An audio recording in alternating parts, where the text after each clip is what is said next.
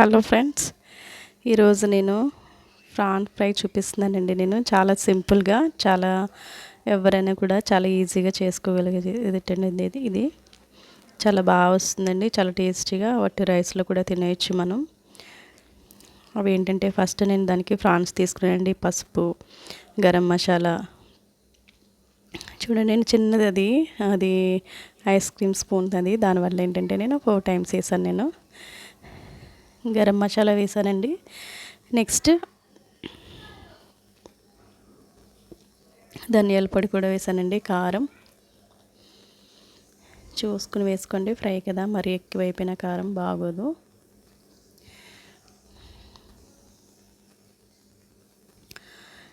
చాలా బాగుంటుందండి ఈ రెసిపీ.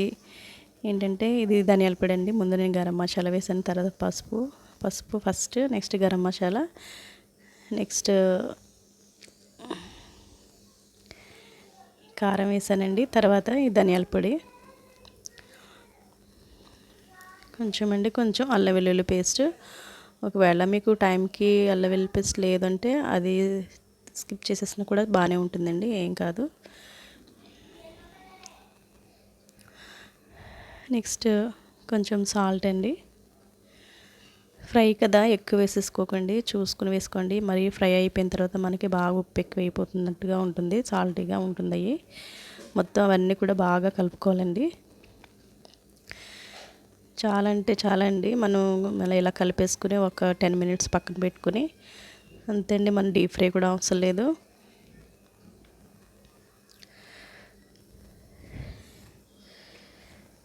ఇలా కలిపేసుకుని మొత్తం అంతా ఒక 10 మినిట్స్ అండి మూత పెట్టుకుని మనం పక్కన పెట్టేసుకుంటే సరిపోతుంది. కొంచెం కారం తక్కువైనట్టు అనిపించింది, నేను మళ్ళీ కొద్దిగా వేసాను.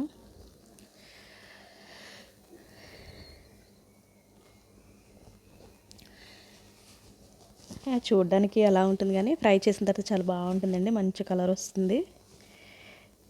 ఇది లో ఫ్లేమ్లోనే పెట్టి చేసుకోవాలండి. ఇదంతా ఈ ప్రాసెస్ అంతా కూడా మనం ఇలా మూత పెట్టేసుకుని ఒక 10 మినిట్స్ నేను పక్కన పెట్టుకున్నానండి. నేను ఇలా ఆయిల్ వేసుకుని అందులో నేను ఇలాగ మొత్తం అన్నీ కూడా వేసుకున్నానండి. కొంచెం ఒక 50 ml వరకు వేసుకున్నాను ఆయిల్, మొత్తం అన్నీ కూడా. ఇది మొత్తం అంతా ఫ్రై చేయాలి కదా.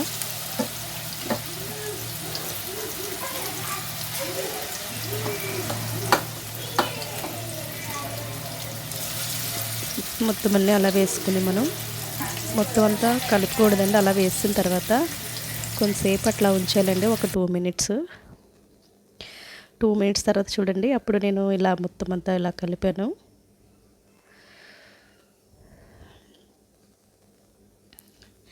నాకు హెల్త్ బాగాలేదండి, దానివల్ల ఏంటంటే వాయిస్ కూడా నేను సరిగా ఇవ్వలేకపోతున్నానండి. సారీ అండి, నాకు చాలా హెల్త్ ప్రాబ్లం అయిపోయిందండి. చూడండి కొంచెం కలర్ మారింది కదా, అట్లా మధ్య మధ్యలో మనం లో ఫ్లేమ్లోనే చేసుకుంటేనే ఇది బాగుంటుంది. ఎందుకంటే హైలో పెట్టేశారంటే గట్టిగా అయిపోతుందండి. ప్రాన్ గట్టిగా అయిపోయి మనకి రబ్బర్లా సాగుతున్నట్టు అయిపోతుంది. అందుకని ఏంటంటే మీరు ఆ విషయం గుర్తుపెట్టుకోండి, అసలు హైలో పెట్టకండి. ఫాస్ట్గా అయిపోతుంది కదా, ఫ్రాన్స్ కదా అనుకుని తొందరగా అయిపోద్ది అనుకోవద్దు.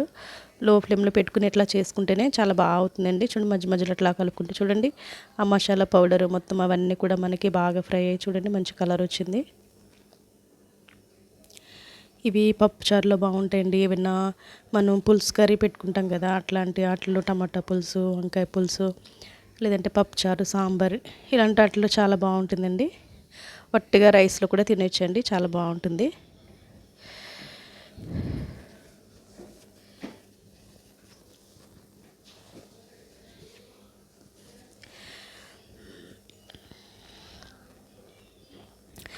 చూడండి అయిపోయి వచ్చింది. లాస్ట్గా ఏంటంటే కొంచెం నేను కరివేపాకు వేసి, చాలా బాగుంటుందండి, మంచి టేస్ట్ ఉంటుంది. ఆ కరివేపాకు వేయడం వల్ల మంచి ఫ్లేవర్ కూడా చాలా బాగుంటుంది. మీకు క్లోజప్లో దగ్గరగా చూపించడం కోసం మీకు ఎట్లా చూపించాను నేను.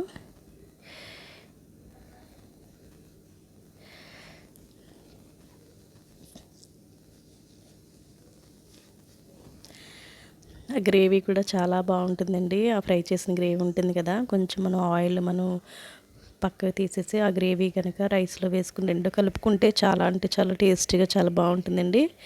మా పిల్లలకైతే ఇది చాలా ఇష్టమండి. సింపుల్గా అయిపోతుంది. ఆనియన్స్ అవి ఏం వేసుకుని అవసరం లేదు, మనకి మసాలాలు ఉంటే సరిపోతుందండి. అంతే అండి. నేను డిష్ తీసుకున్నాను, అది అందులో నేను ఇవన్నీ వేసుకున్నానండి. చూడండి చాలా బాగుంది కదా, మనకి 20 మినిట్స్లోనే అయిపోతుందండి ఇది. అలా లో ఫ్లేమ్ పెట్టుకుని కనుక మనం ఫ్రై చేసుకుంటే చాలా టేస్టీగా చాలా బాగుంటుందండి. వట్టిగా రైస్లో కూడా తినేయచ్చు కలుపుకుని. రైస్ కూడా చాలా ఎక్కువ కలుస్తుందండి, చాలా బాగుంటుంది కూడా. ఒకసారి మీరు కూడా ట్రై చేసి మీకు కూడా నేను చేసినట్టుగా వచ్చిందో లేదో కామెంట్ చేయండి. Thank you so much. Subscribe my channel.